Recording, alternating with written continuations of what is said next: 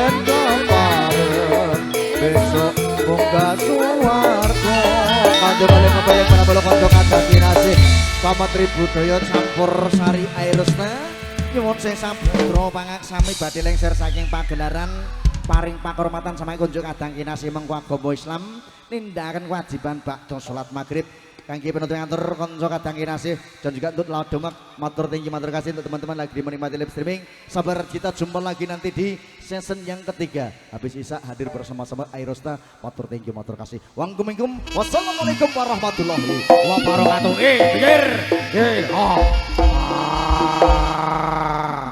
Wes ngono tok.